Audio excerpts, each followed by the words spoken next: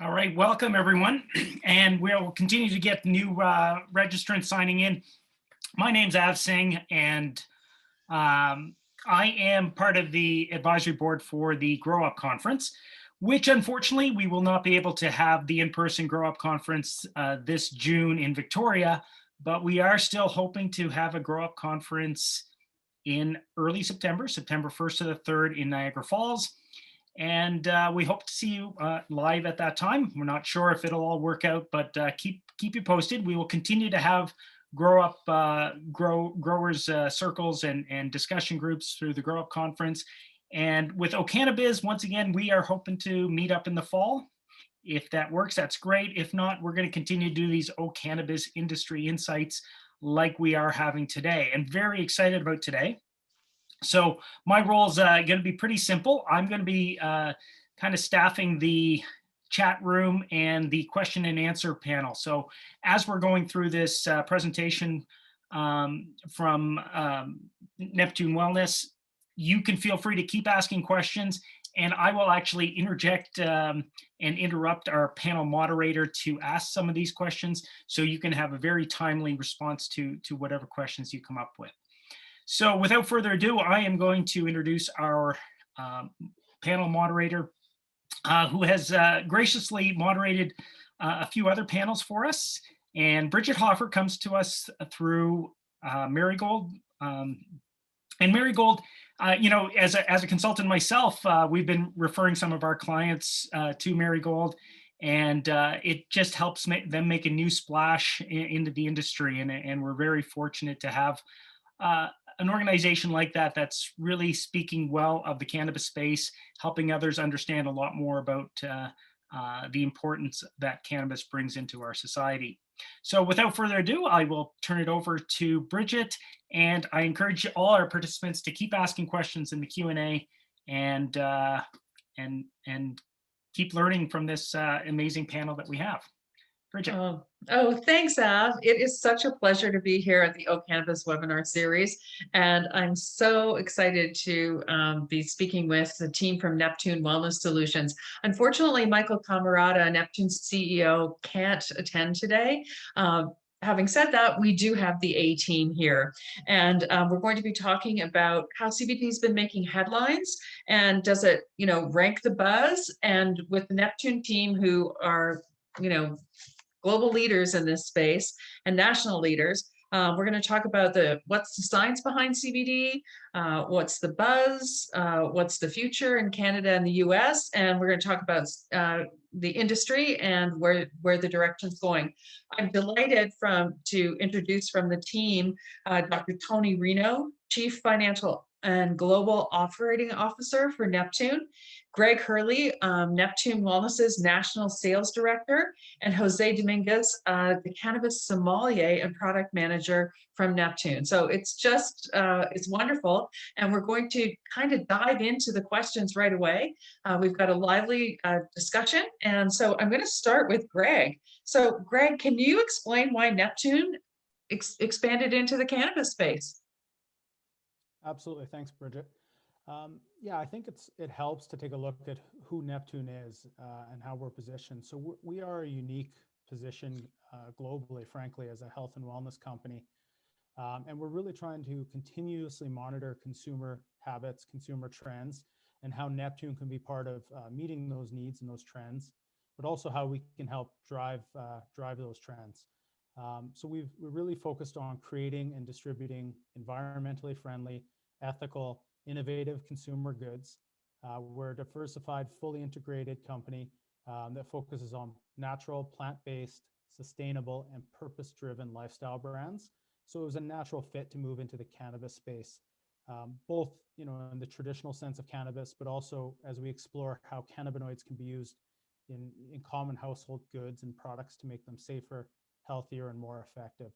We really do see a day when you wake up in the morning and eat cannabis products of some sort are part of your day from beginning to end, from the time you wake up to the time you go to bed. So as I said, moving into cannabis was just a really natural step for Neptune. Well, that's great, and particularly you see yourself in the health and wellness area as well. So why has CBD become so popular in that health and wellness area? Yeah, I think there's a number of reasons, and they continue to increase. So there's been a number of scientific studies. There's been a number of study groups, and of course, a lot of anecdotal feedback as well on the positive effects of CBD on a number of various ailments. So it's commonly used to address things in the medical marijuana industry, but also with the legalization of recreational cannabis a little more informally to address things like anxiety. People who suffer through things like insomnia. There's a number of studies that suggest CBD may help both in falling asleep and staying asleep.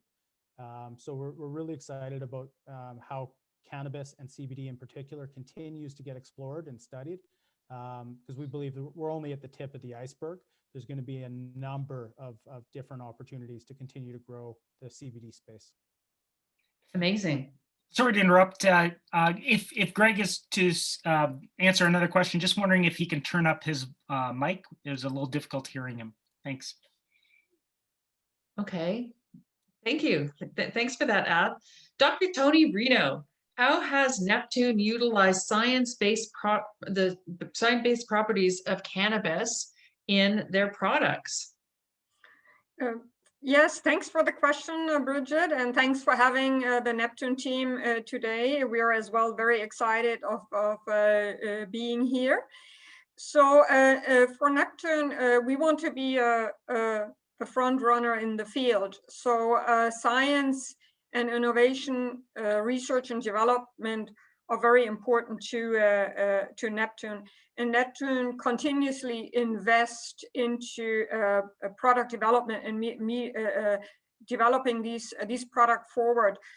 Neptune wants to go beyond Me Too product. We want to have products which are responding to consumer trends and to consumer demands, and which are of the highest quality out there. So that's a key performance indicator for us at Neptune is product quality, product reliability, and product consistency. So the science behind these products is very important for us, and that's for all our cannabis products. So about on the CBD side, but as well as on the hashish side for our tinctures and for our capsules. Mm-hmm. Mm-hmm. And what are the benefits of using CBD and cannabinoids? So CBD and their benefits are quite well documented. There's a lot of literature out there.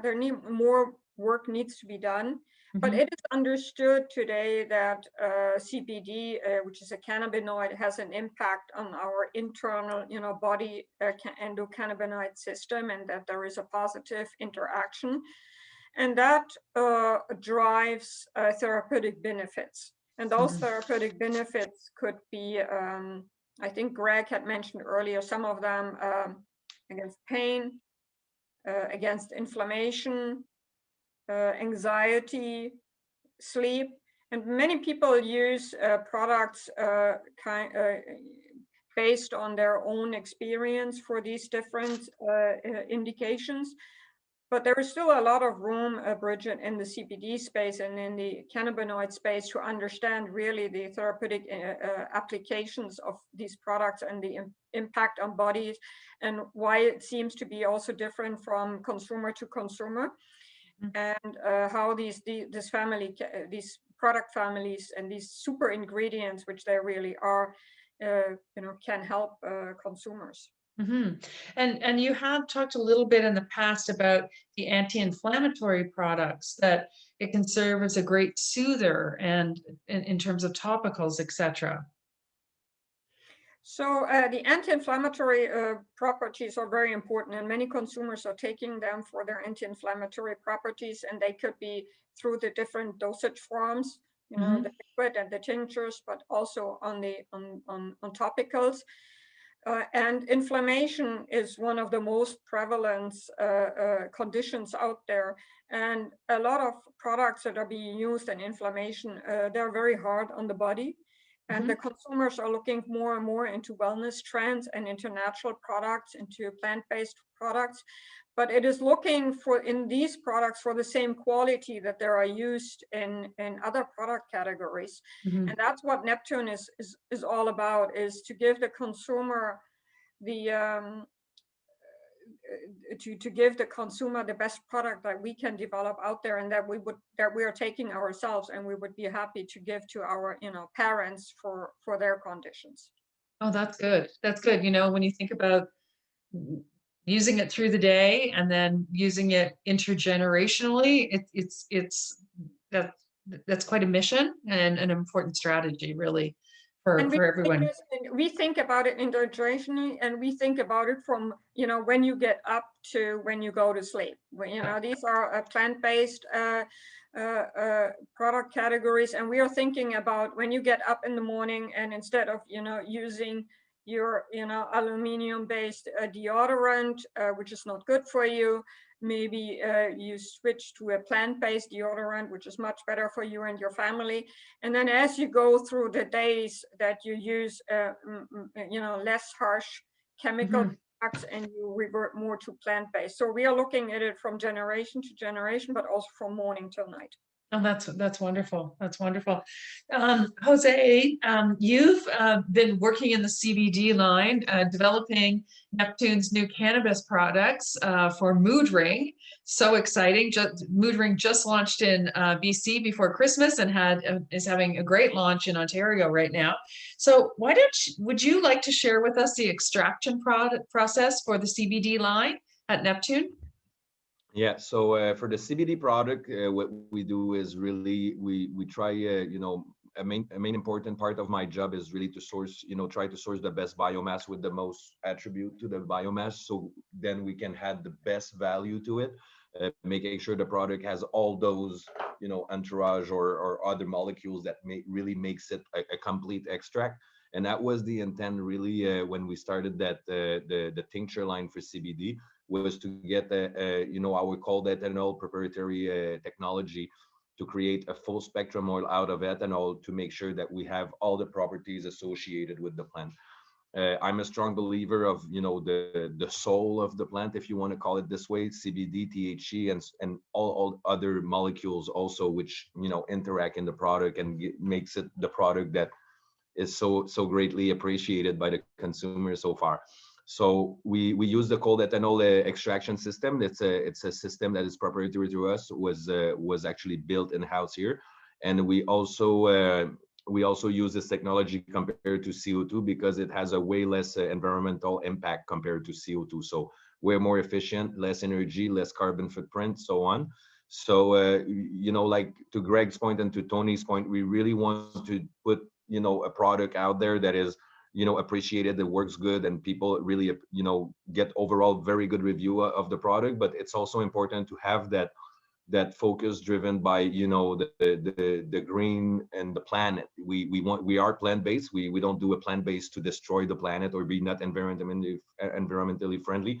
We really want to make a complex. When we say added value, it goes from the product to the process of doing it. So we have a lot of thought to the product before we get there. As for the capsules, we just use a more refined extract a little bit, just to make sure that we don't have any undesirable effect from the digestion, so on, because you're already taking a good dose of CBD. But also these products were very well accepted and very well reviewed by the consumer. We're very happy with it because when you put a lot of work in all the little details and thoughts of a product, it's very nice to see that people notice it.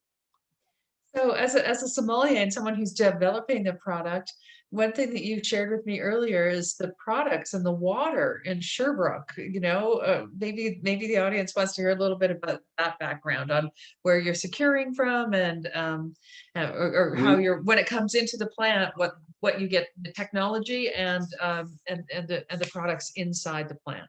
The goal for me is really to have a clear direction of what product we want to make, and how can I add value of just having those little extra care on sourcing the biomass. So, one of them, if we can be, let's say, general about, let's say, a THC product, we try to get, a sourcing very close from us, reduce the environmental impact, and have a biomass that will add up a very great added value to the product. Because we can do product with literally everything. What you want to do is really create that product that sets the bar high, and that to really show where is our knowledge and where is our belief.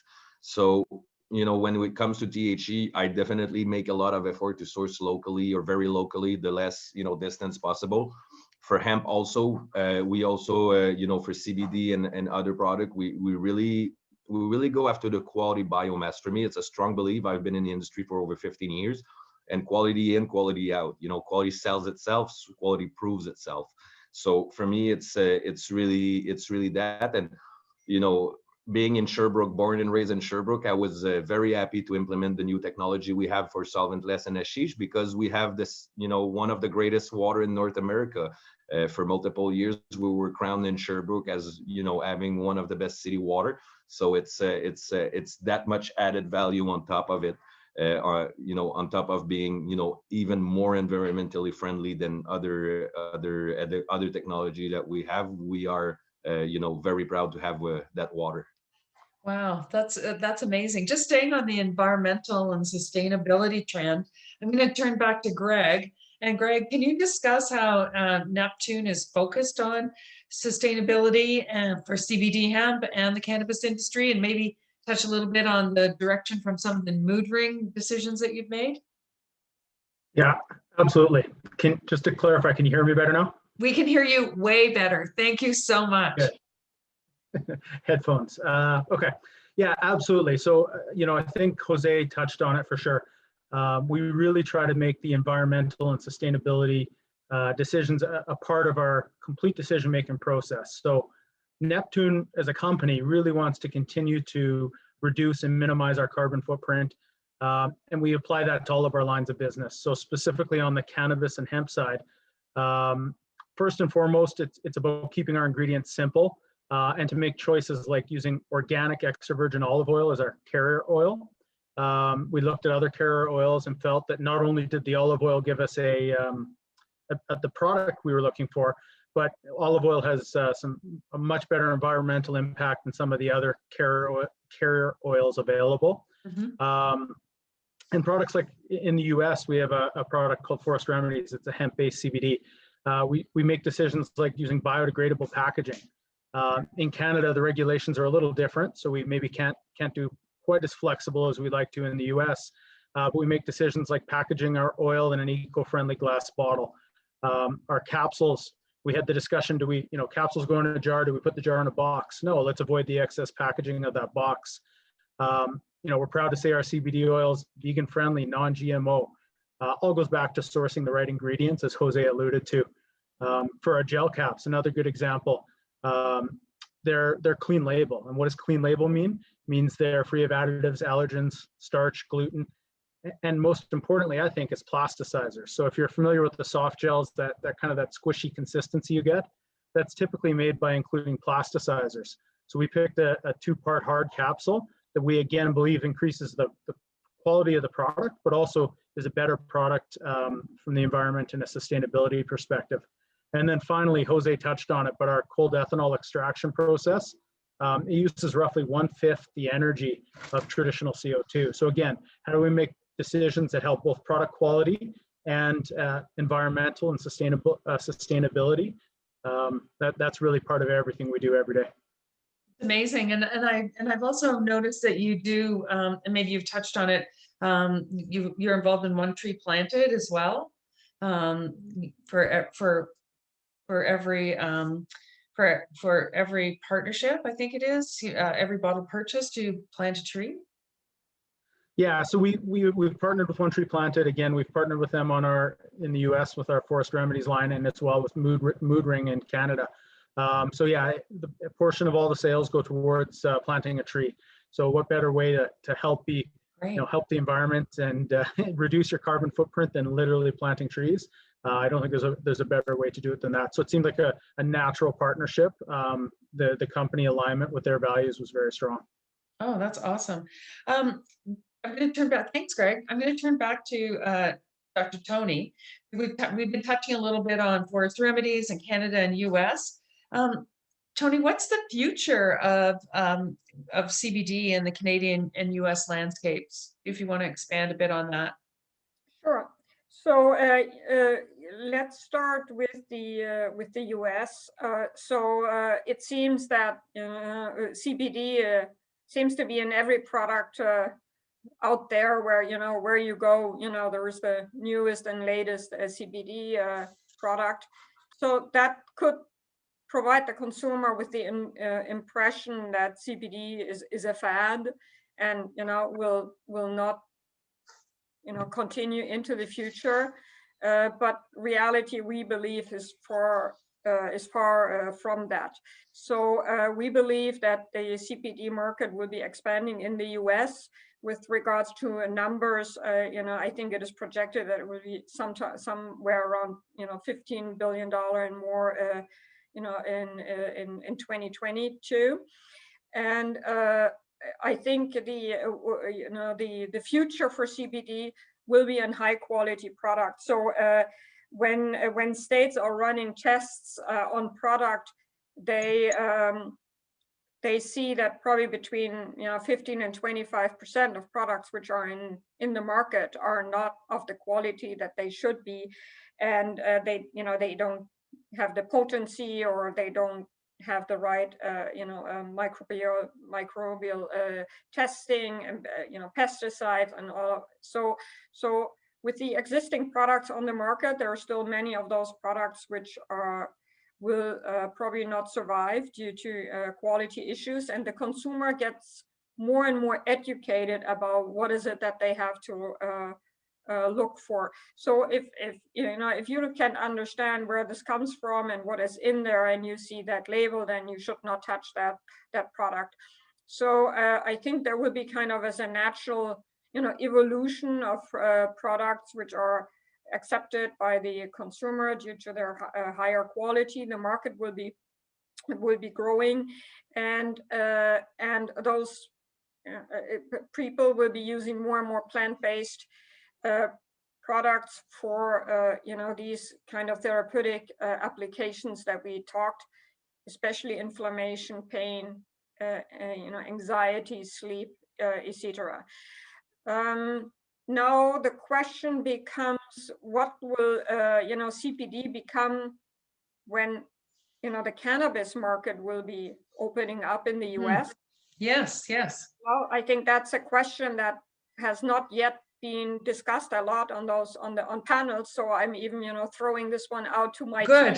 Good. Hearing that, because I think there might be a curve which goes up, but that growth of that curve will certainly be influenced by changing cannabis regulations in the US. Yeah. So I would certainly like to have a discussion on that, and then before we go into the Canadian market, maybe a little bit later. Yeah. I think that people are very interested in seeing what the new White House philosophy will be, movement forward in some of the states, and Neptune already has a presence in the states in terms of an extraction facility in the US. So I think that it would be an interesting time. Greg, do you have any comments on that? Yeah, I think Tony touched on it pretty well, but I think you're right. We're well poised. As I mentioned, we've already have our forest remedies brand in the US. We have a facility in the US already. So I think we're well poised to take advantage of the growing trend in both Canada and the US. Again, lots of question marks. Frankly, in both markets, things change very quickly, but in the US in particular, just so many changes with the change of administration, more and more states voting to legalize or at least allow medical marijuana. So a lot of questions still, but something that we're actively watching and very excited to be a part of, frankly. Mm-hmm. And do you think that some of your US products like forest remedies will come up to Canada? Yet to be determined. So, Yeah. I don't want to speak about whether or not forest remedies will come into Canada, but I think regardless, the fact that we've got a base of operations in both countries, and we're well placed to take advantage of these changes as they occur, is a good sign. So yet to be determined on things like that, but well positioned to activate quickly if need be. Yeah, and Michael was instrumental in developing the master distribution relationship with Unilever across North America for Neptune. So you're well poised when things change. You've got an infrastructure in place as well, which is incredible. And Bridget, I would like to make a point that, kind of connecting to what Greg just said, which was very important, is that you see, the Canadian marketplace for us is we also see ourselves as an innovation hub in Canada. We are building a brand. We want to be the brand leader in Canada. We want to have the best, the most innovative products out there. We are not seeking to be a me too. So we will bring innovative products continue to bring innovative products to the market, best qualities. And Bridget, we may bring products to the market that the consumer says no interest. That's okay as well. You also need to learn, and maybe some products the consumer will say, nay. Some products, maybe the consumer will say, oh, I haven't thought about it. This seems to be a good product. I want to try, and that product becomes a star. So we want to also, our thought process is to develop a brand, but also expand that brand and come up with new and innovative products. See them if the consumer likes them. If not, we'll move on. But that will be the mindset at Neptune, will be to continuously, innovate, develop, and, test and give it to the consumer and see what the response is. That's courageous and, taking risk on and giving yourselves permission to fail, but then also garnering the reaps of big opportunities and success by doing that. So that's quite a mindset, if you will, to move forward. We have a question from the chat. I see. Are there plans to expand into other provinces? Greg, did you want to maybe start with that one? Yeah, I think we're looking at all the opportunities across Canada. Nothing to comment on specifically today, but what I will say is keep an eye on our press releases, and there'll be some more news coming. We're absolutely looking at the entire the country of Canada. So nothing to confirm today, but absolutely keep an eye on our press releases and some good stuff coming. Okay, so I was just responding to the question in the chat. Just to come back though, Tony, we were talking about the US and maybe being the innovation center and the hub for research and development. What else do you see for Canada in terms of the CBD industry? There will certainly be a big value creation moment if CBD regulation will change in Canada. It will make CBD available to a much larger population for the consumer. And I think that's certainly something that we are interested in. It also comes with education on the consumer. So I think that education piece is still kind of missing in the market. And for me, I believe at Neptune, if you have these type of products, then the education piece needs to come with us. So I think that applies still very well to CBD, even though we might think it's everywhere, which is not yet the case in Canada. But we believe those regulations are coming, will be changing.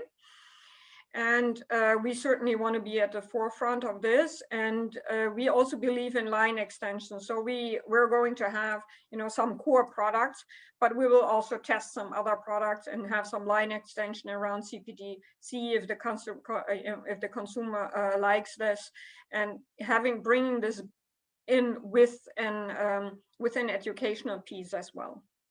I think that when people are well informed, they can make good decisions about the products that they want to choose and what's right for them. And CBD is, you need to be informed to make good decisions for yourself. Thank you for that answer.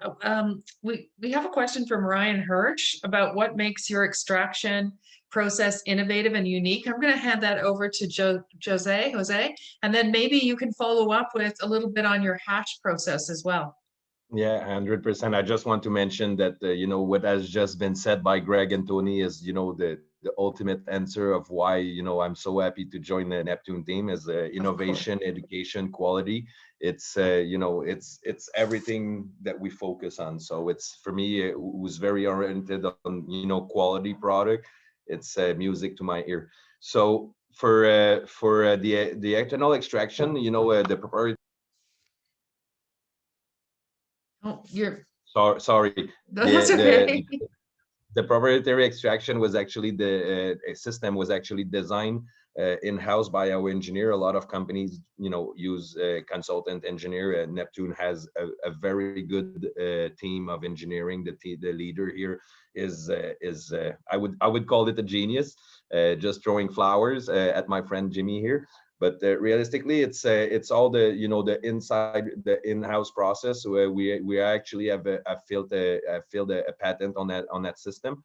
So it's really proprietary. The approach we get, about the extraction, the time, the granulometry of the product, everything is really in-house, established and designed. And it's the same thing a little bit with our solventless extraction.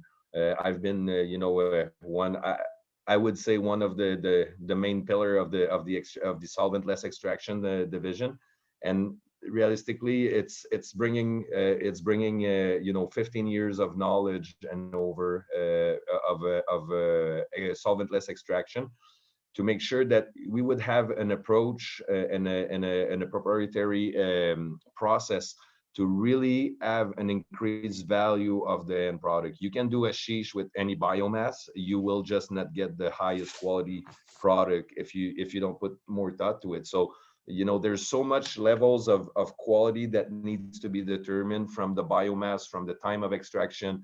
Again, what kind of states the biomass is in when we extract it, the filtration, the isolation.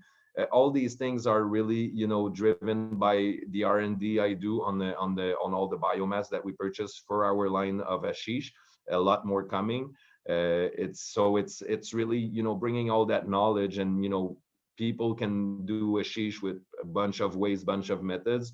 But what they can buy is 15 years and over of know-how and increased value. Skills. Like I said before, a few people know me from the industry.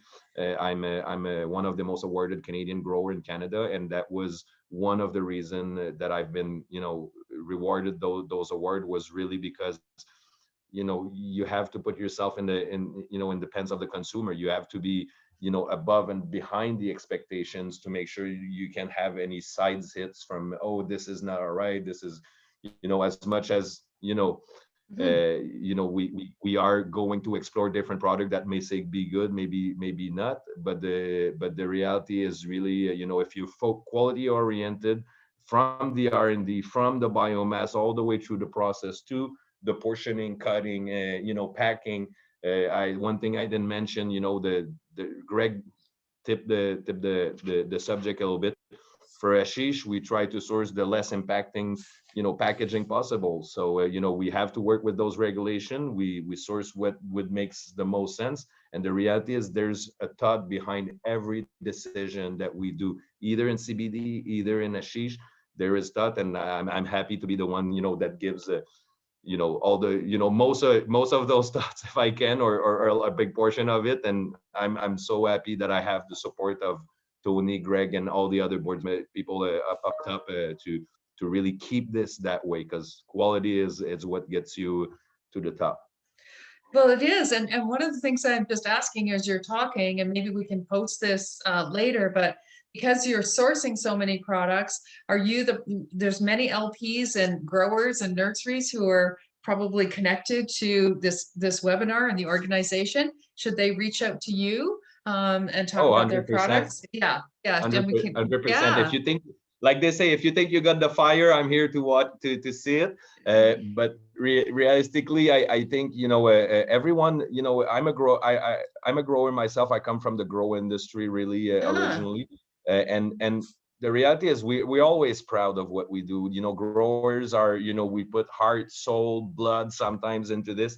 So it's really it's really hard sometimes to even admit that it's not your best harvest, but it's always very interesting to have that opening mind, and, you know, growers who don't have too much ego definitely, you know, always reach, you know, if you have a good product, you know, there's always a product appropriated for what you intend to do with it. So I'm a strong believer that, you know, if you do your work well, you have a quality focus, even if it's not your best harvest, there's something we can do with it that will bring that added value that another batch would not have.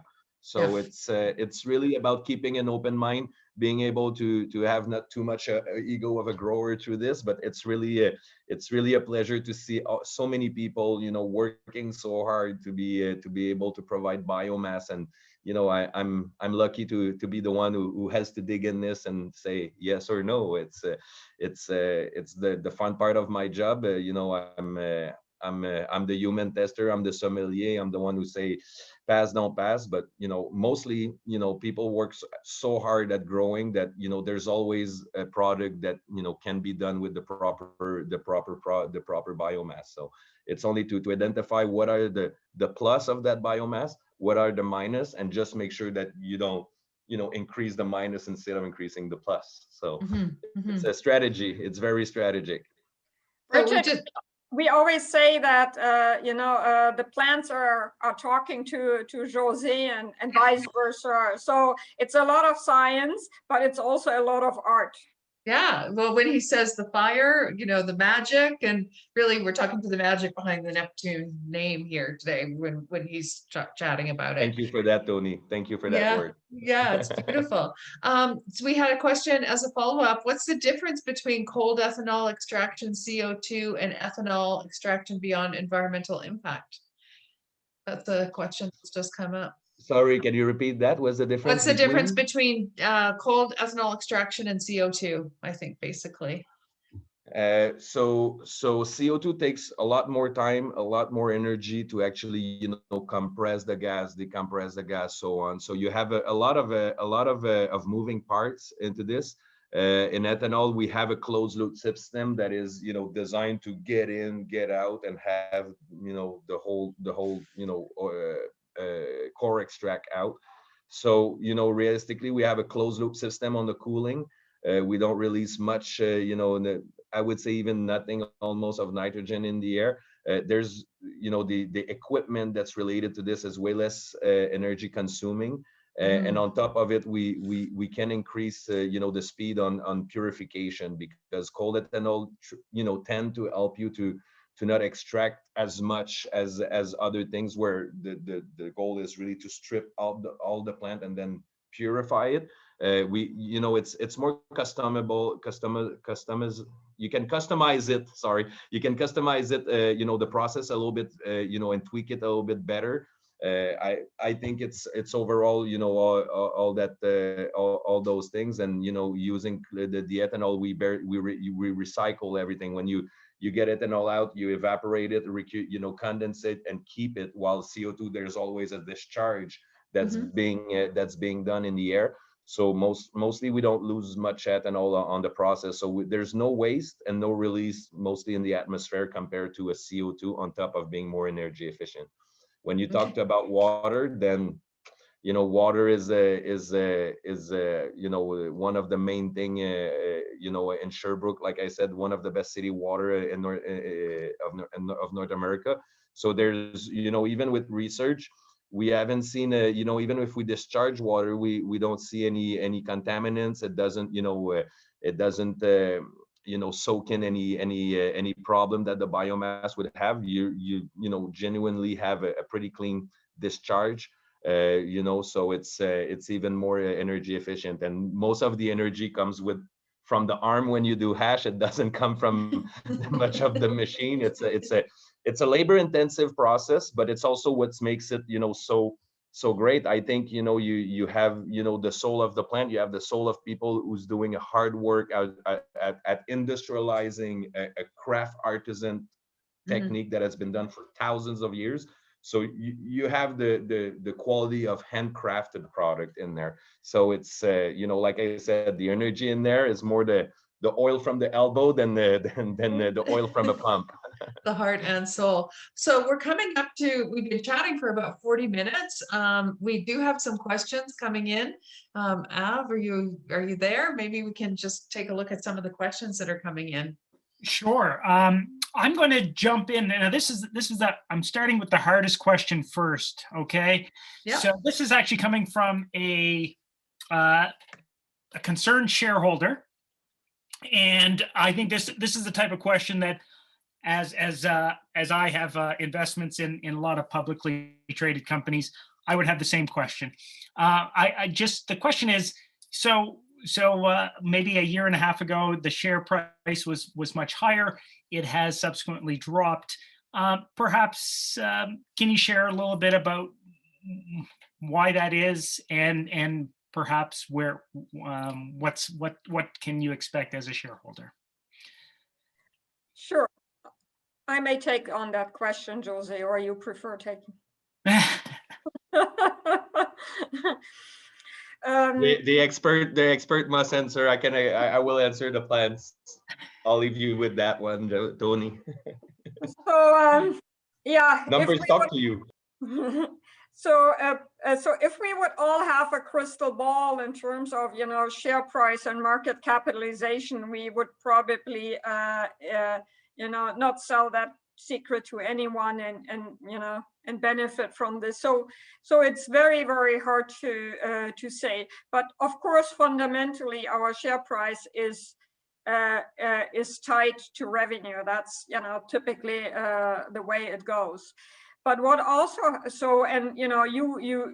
you have been following Neptune, you know that last year we made somewhat under $30 million, and now this year we are making somewhat under $50 million. So yeah, you see that the growth curve is very, very steep. And if you're reading carefully the press releases and all of this, so you see that there will be another material growth going into fiscal 2022. So the revenue growth is there from an annual to annual basis. When you have a company like a Neptune, which is growing fast, you also have quarters which are more difficult. So it's not a company that you should be looking at from a quarterly to quarterly basis, but you should be looking at it from a year-over-year basis. And of course, a company like Neptune, which is in a sector like cannabis, it also benefits, but sometimes it's also punished by industry trends that which are more on a macro scale. So if you look at cannabis, the cannabis market over the last 2 years, year over year, they have seen a hit of pretty much 8% downwards trend for many cannabis companies, and then which means then overall it becomes an industry phenomenon, and of course Neptune is being impacted by that trend as well as other companies. We are definitely in for the long haul. We're building a success story here. If you hear Michael, Michael is not in to build a $200 million company, and it says, oh, Michael, you're in to build a $1 billion company, but he's really into build a $5 billion company. So we are transitioning now fully into the consumer packaged goods space. And before we were in that B2B space, but as everybody has seen, despite all the hypes that we have seen 2 years ago, the business to business, pure extraction, that business is, has really gone away. And there's not a lot of margins to make. It's also very difficult to get paid. It's also very seasonal. So a lot of challenges around the B2B. We have fully transitioned now into the B2C with our mood ring launch and our upcoming Panache launch in Quebec. We have 3 SKUs now. We are doubling the SKUs this quarter. We are going down to double again the SKUs next quarter. So many good news on the short and medium term. Certainly a lot of good news on the long term, and we are in it to win it. Thanks, Tony. That was great. Yeah, that was I'm sure Michael would have been very happy with your response as well. It was very inspiring. I think the next question, and now that was a hardball question here. This seems like more of a softball question right here. The question comes, what should people look for when buying a CBD product? And it is interesting. Tony referred to, perhaps this is going to enter into the natural products market. And we do have to be concerned about what is a good quality CBD product. So what do we look for when we buy CBD? Yeah, I can take that one. I think there's a number of things, and a lot of what we've touched on today. Quality of ingredients, I think, is first and foremost. Jose has alluded to biomass a number of times. We have very stringent processes and evaluation, not just in CBD products and THC products, but regardless. We spend a lot of time evaluating our input material. We're strong believers in you get out what you put in. So that applies to our CBD products. The ingredients themselves, as I mentioned, like we've specifically picked organic extra virgin olive oil as our carrier oil. So typically you're not consuming CBD by itself. So you're consuming it with some sort of other carrier oil and just other ingredients. Like I said, our clean label capsules. So there's a number of other number of criteria to look at. The other key things are just things like potency. So everybody's different, but what level of CBD concentration you're looking for. That's another key differentiator and factor. CBD is, the potency varies a lot from quite low concentration to a quite high concentration. So it's another key criteria to take a look at. Anything I'm missing there, Jose? Well, I totally agree and 100% with you on there. The good thing I always tell a lot of my friends who buy the product in BC and now in Ontario that we're curious to see the product we pulled out. I think there's all this, but then when you think about also it's important to have that whole approach of very quality oriented in and out. But as criteria as simple as ease of dose, the taste, the making sure that you have for your hard-earned money when you buy that product. So for me, it's really above and beyond only quality. It's really like I'm here to really have a voice for the consumer before it gets out of the facility. So I think that's the the good approach that Neptune took when they decided to hire a sommelier and someone who was really from the cannabis and purist in the cannabis industry. It was really to have those thought behind the product, where we all seen the nice review I got from Hash.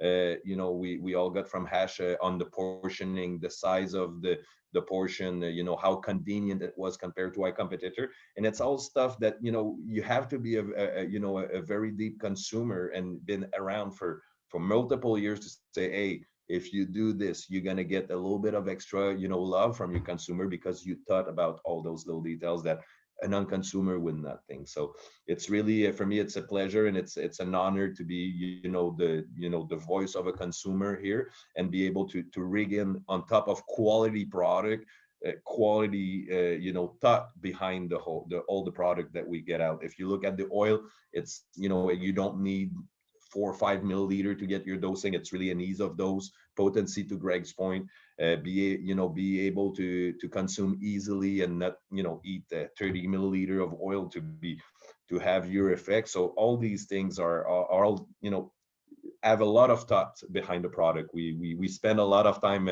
discussing about all those little details around the table to make sure that I feel at peace to release a product. And again, I wouldn't be able to do this and be heard if it wasn't from Tony, Greg, and all the other people, up the table here. Great. Bridget, do you mind if I ask a couple more questions? Great. Okay. And maybe, Jose, this might be right back to you. Now, the question is, and I imagine it depends on what you're trying to treat, but what's your favorite way of utilizing CBD? Personally, I'm in a, I would say, a long time medical user myself. So, I have a preference for inhalation, but when it comes to CBD, I see it more as a, really a wellness product. Like we said, something that is a great additive to, your whole day and your endocannabinoid system. I think it's, for me, it's more, it represent more the side of wellness. But when it comes to this, for me, tincture is the oils, the carrying oils and stuff is very convenient. You can be very discreet. We all know that smoking is not in the wave of popularity. Smoking is actually the bad side of consuming cannabis or CBD product and so on. So you go from smoking to vaping to ingesting. So for me, oil is very discreet. People don't wonder. They think even that you take just a natural product rather than taking a cannabis or call it the cannabis product. And it's convenient to the point where you can use it in your salad dressing. You can, if you have a problem even with the oil taste or the full spectrum taste, because it's herbal and that's what cannabis consumers like. But if you really want to have that benefit, you can add it up to mostly everything you need. So for me, it's the convenience of being ingestible on the CBD a lot. If I like to have some CBD flowers or CBD product to inhale, because I'm an inhaler from heart. So if you get a little bit too much of effect, it balances the whole effect. It's really something that is the antagonist of taking THC. So for me, it's really I rather have it in edible, but it's for me, it's an overall product that you should have on the shelf. A lot of the recreational consumers say, oh, CBD, it's not what I look for. I look for THC, but we all need a small jar of that thing, in the cupboard, because it's good for your health. It's good for tempering the THC level. It's something that we have to have, I think, and it's an integrity part of the whole cannabis products.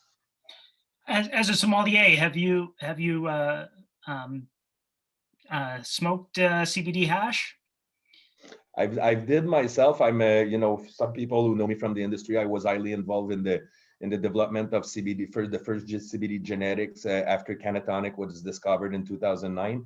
So I've worked closely with CBD crew, Shanti Baba in Spain, to develop and try do the trial runs for a lot of CBD varieties. So I've did myself a lot of growing of CBD plants, a lot of CBD hash. It's actually balanced. It reminds you a lot what the old hash I would say would be, because originally when Afghani and Lebanese and Moroccan and Turkish people and so on would do hashish, we didn't have the stability back then. They were doing that with landrace and generation from generation. So there was a lot of CBD. Where we start to lose the CBD is really when the people attacked it on the recreational market. Everything that would not get you high would be discarded in order to climb up THC. That's why Canatonic made so much noise, because CBD was almost disappeared from recreational cannabis. You would find it in hemp, where the terpene profile sometimes is hard. That's why we take so much care to source the hemp we use if we use hemp. But it's really it is a very interesting product. Definitely different than what the new generation like from the rosins and all the concentrate. But it's an interesting thing, and it balanced the whole effect, which to me is very interesting. All right, I'm going to try to wrap up two questions in one here. The question coming from, I believe, a shareholder as well is, will Neptune produce any medical cannabis for the US, Canada, or international? And then another question, which I think you might be able to tie in. The same person is referring to a recent Maximil study that shows that they have a patent formula that's 3 times faster absorption. Is this something that Neptune Wellness is going to consider for CBD, cannabis, or any of the food products? So I'm not sure if that's a Tony, Greg question. I'll let Greg start, and I take it on if there's anything after. Yeah, absolutely. So Yeah, to answer your question or your two questions, Maximal is something we're very excited about. Obviously, the question came from somebody who saw a recent press release. So absolutely, it's something we're looking at. We've got a great head of R&D who's got a really extensive background and experience. And one of the things we're absolutely doing right now is R&D of Maximal with other cannabinoids, including, of course, CBD. So to answer your question, it's something we're absolutely looking at, very excited about, and doing R&D on as we speak. As for the medical market, in Canada, our first and priority is absolutely the adult use rec market. We've launched Mood Ring in December, so it's still in its infancy. So we're really focused on ensuring that we maximize that value.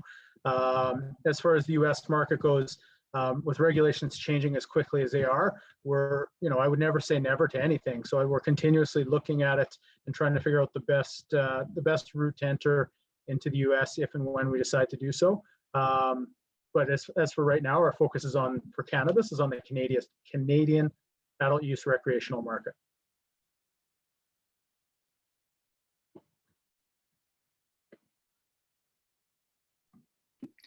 Anything to add, Tony? No, nothing to add here. Greg took it away. Great. I'm okay. Oh, sorry. There are some other questions here. And this might be a nice question that maybe even Bridget could help answer. What is the company doing to expand their brand awareness? Oh, okay. I'd be delighted to answer that question.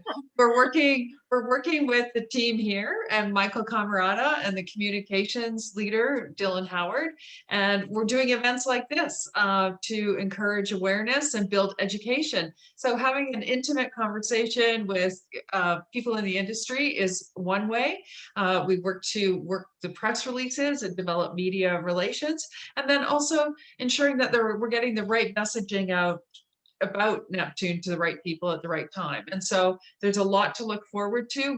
We've had a very successful week with Mood Ring in Ontario. We're very excited about what's going to be happening in Quebec in terms of the adult recreational market. And we work with our Neptune colleagues in the US, the communications and PR teams there, to create a strong presence. And so really the brand experience for Neptune is about the quality of the product, the innovation, understanding what the consumer needs and what they value. And they value pharma quality, high grade, whether it's recreational, CBD, CPG. And they also, what we're trying to convey is their commitment to the environment, sustainability, affordability, and quality. So, it's really one of Mood Ring's great lines is cannabis for the people, and really Neptune is for the people on every product that they touch. And I think that's an important brand message. I don't know, Tony, Greg, have I captured it? Yeah, I think one point that you touched on, I know that would have been very important for Michael is to marry affordability and quality. Michael always believed in that, everybody should be able to also access the best quality products out there. And so thanks for making that point. It would have been important to him. So from Neptune and from Marigold, we are just so thrilled to have had the opportunity. We've been talking to people for an hour. I know that there's a number of registrants as well. So we're looking to circulate our talk, and I hope it's been a worthwhile experience. And Jose and Tony and Greg, always such a huge pleasure to hear from you and about what you're doing and what's going on at Neptune. So thank you very much. Thank you, Bridget. Thank you to everyone on the panel here and to having set this up. Thank you very much. Thanks. Thanks, Tony. Thanks, everyone. Thanks, Thank you. Awesome. Okay. Look forward to seeing you next month at another Industry Insights with O'Cannabis. Thanks so much. Okay. Bye. Bye.